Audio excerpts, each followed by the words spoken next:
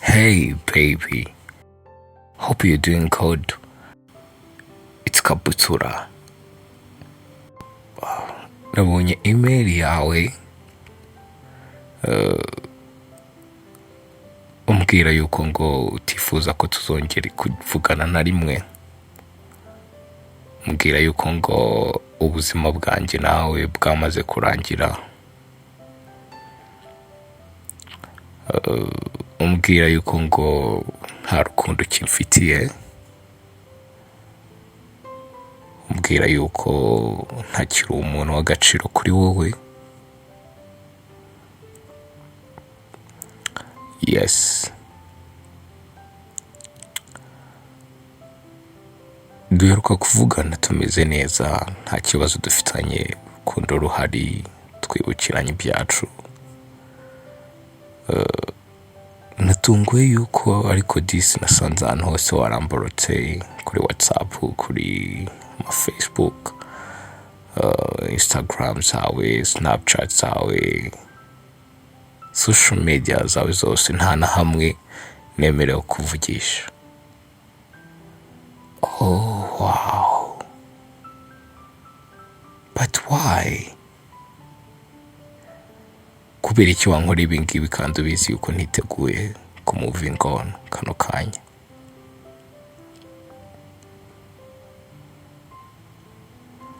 Kubera iki? Nahisemo gukoresha indi telefone kugira ngo ngusigire ubutumwa nanjye, ariko mu buryo bw'amajwi, kugira ngo nkubwire yuko nubwo wafashe icyemezo kimeze gutya, jyewe ntari niteguye.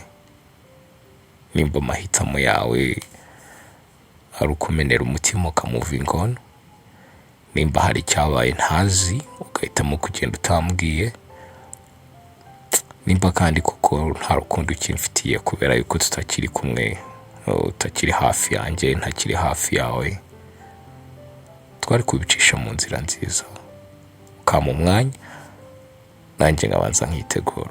Yego ndumva ndi kugutetaho, nawe ni kubyumva, ariko ntabwo wari ukwiye kubikora kuriya, kubera yuko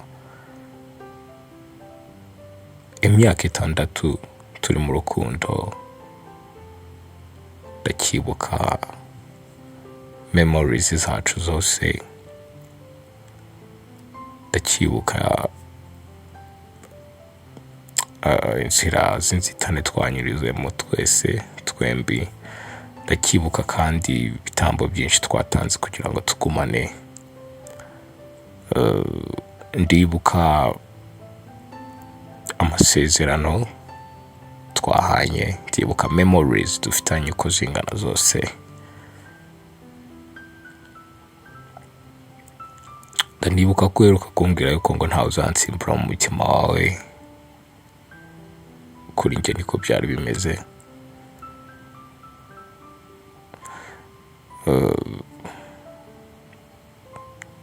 Ndibuka ko duheruka kuvugana twese tubabaye, bitewe n'uko dukumburanye, bitewe n'uko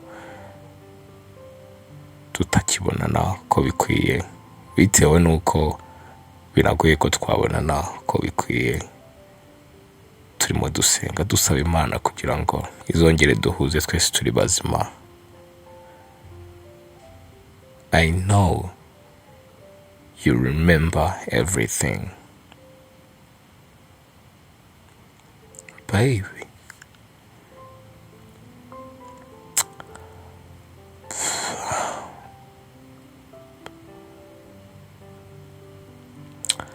Birashoboka ko ari cyo gihe cyanjye cyo kugira ngo mbabare, cyangwa se birashoboka ko ari kind of joke, ariko bad joke, cause urabizi yuko atari ibintu na resista immediately.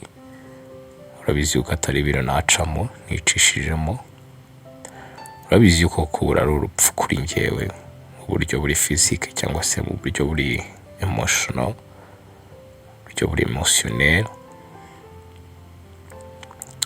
Mu by'ukuri nimba koko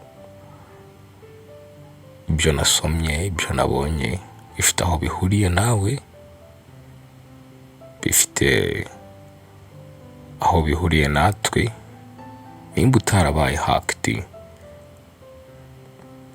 akaba ari wowe watekereje kumbwira ibintu bingana kuriya, nta kosa unshinja, nta kibazo dufitanye,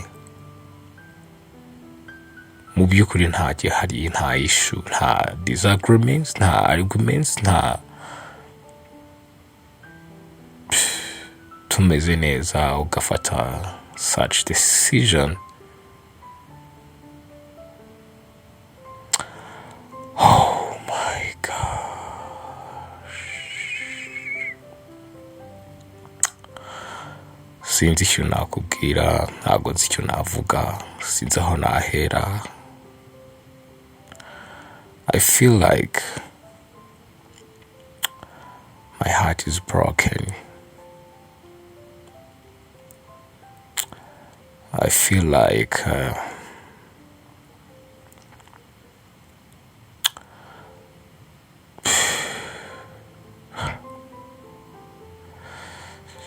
everything's gone, everything's down, everything's nothing.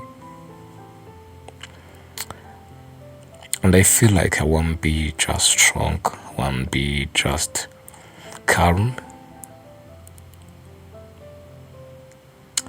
But nabishobora. Urabizi ko nabishobora. So urabizi neza ko nta handi hantu nshobora kuvugisha. Nkimara gusoma ubutumwa bwawe natekereje yuko wabaye hacked, kubera yuko nta masaha 72 aracamo tuvugana neza, bitewe nuko duherereye mu isi ebyiri zitandukanye, bitatworohera kuvugana umunsi ku munsi cyangwa se umwanya ku mwanya. Umubiri wanyorosetseho, umusatsi wamvuyeho, nabaye shocked, nataye umutwe, burahonca buri icyo nkora. I tried even to call you, but I was not allowed.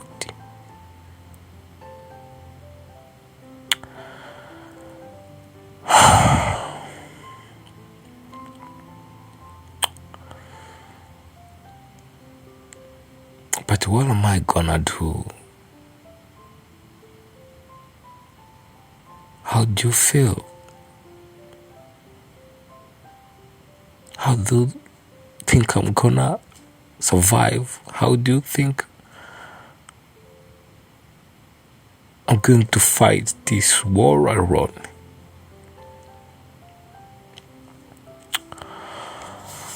Okay, it's my time to say, it's my time to tell you my last like a word, but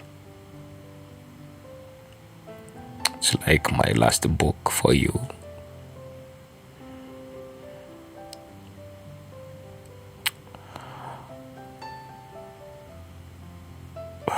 Reka nizere yuko wenda binashoboka yuko nta mahirwe uzongera kuyabona, wenda uzajugunya na nimero ugashaka izindi, ariko ntuzibagirwe amajoro, ntuzibagirwe amarira, ntuzibagirwe inzara, ntuzibagirwe inyota, ntuzibagirwe umubabaro, ntuzibagirwe ibyishimo, ntuzibagirwe buri kimwe cyose twembi twacanyemo, ntuzibagirwe ko twanyagiranwe kenshi, ntuzibagirwe ko twatanze ibitambo byinshi bitandukanye kugira ngo tugumane nk'abakundana, ntuzibagirwe ko dufitanye ibihango byinshi igihe bitandukanye, ntuzibagirwe yuko Imana yadukundaga guhera na mbere, kandi ntuzibagirwe yuko igukunda.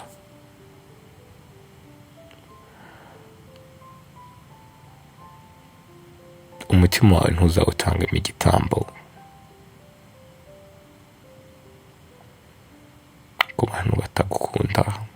ntuzawutangemo igitambo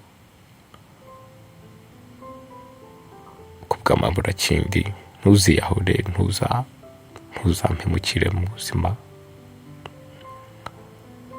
Nimba aho wagiye ukunzwe, it's fine. Your happiness, maybe it's gonna be mine. Your success is gonna be mine.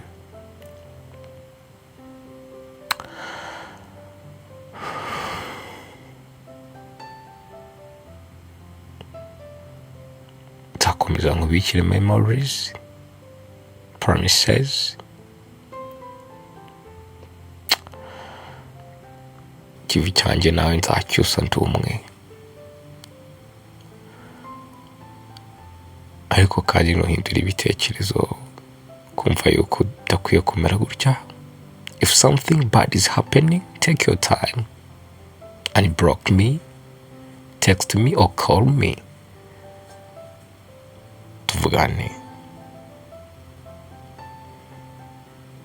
dukemure ibihari nimba bihari. Nimba wararambiwe, bimenye.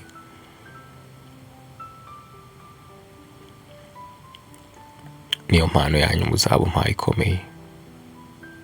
Ubuzima bwo kumenya igituma uri kumpunga mwene aka kageni, gituma ubizi yuko ntamara igihe runaka ntabasha kukumva, kubona.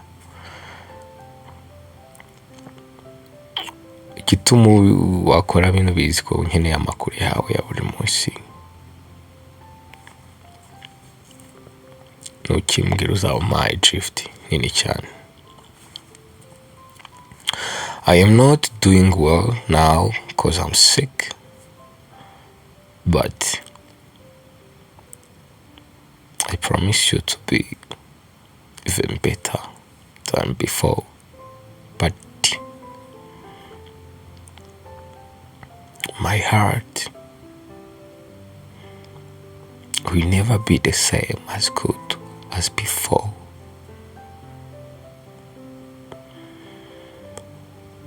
This is too dangerous, this is too serious, this is too bad, this is too... Honestly, I'm dying.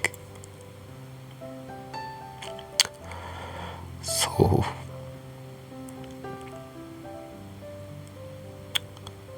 I hope you're going to be happy, you're going to be loved, you're going to be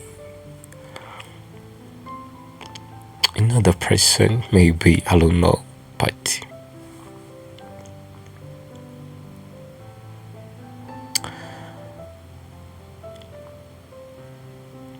at the other side, if this is a kind of drama, kind of joke, please don't ever joke again like you did.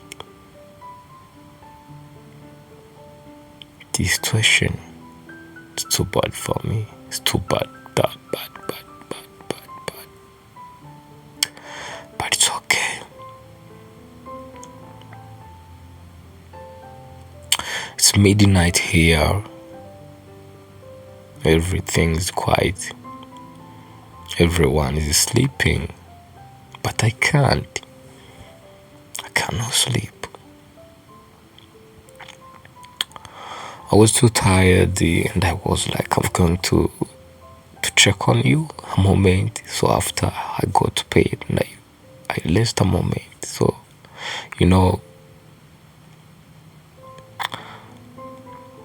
this life is no longer easy, is no longer fine as we used to be. We are fighting for our dreams. We are chasing money.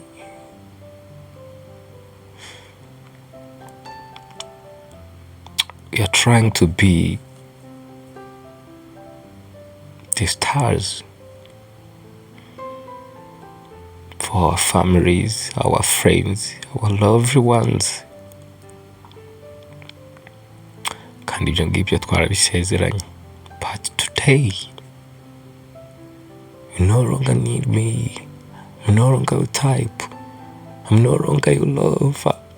I'm no longer your man. But why? What's happened?